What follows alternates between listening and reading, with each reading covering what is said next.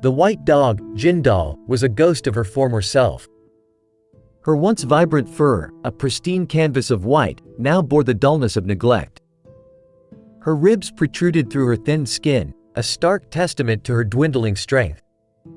She wandered aimlessly, a shadow of the playful puppy who used to greet the world with enthusiastic barks and wagging tail.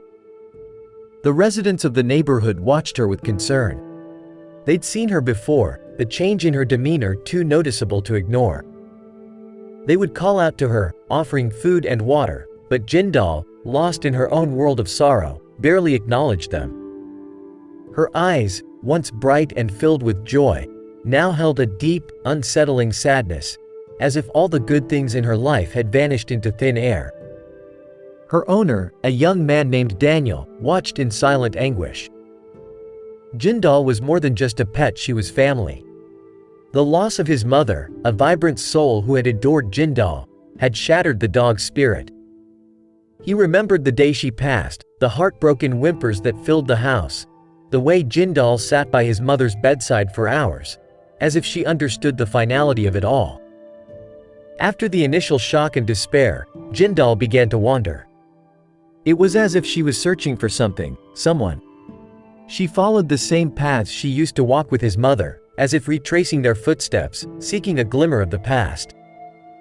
Daniel understood her silent plea. He knew the pain of loss, the hollowness that gnawed at the soul. He started going on walks with Jindal, mirroring the familiar routes she frequented. He'd talk about his mother, sharing memories, hoping the sound of his voice would offer some comfort.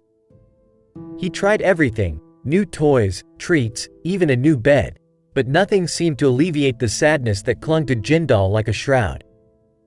One afternoon, as they walked by the park where Jindal used to chase squirrels, a familiar scent caught her attention. She stopped, her head tilted, her ears perked. Daniel watched, his heart pounding with hope. Jindal, for the first time in months, wagged her tail. She started to sniff the ground, her nose twitching.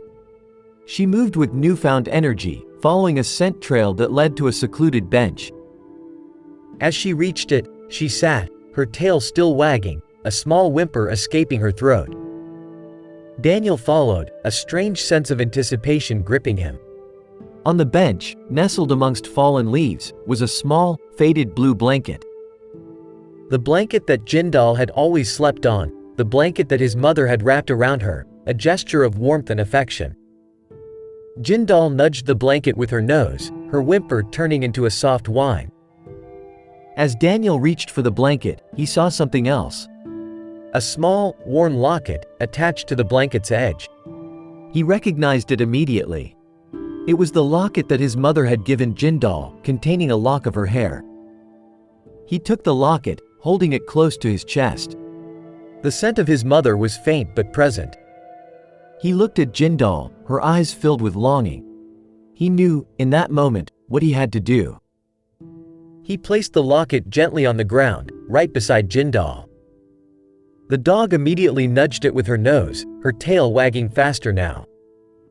As Daniel watched, something remarkable happened. Jindal's eyes, for the first time in months, seemed to sparkle with a flicker of hope. She licked the locket, then the blanket, as if it were a long-lost friend.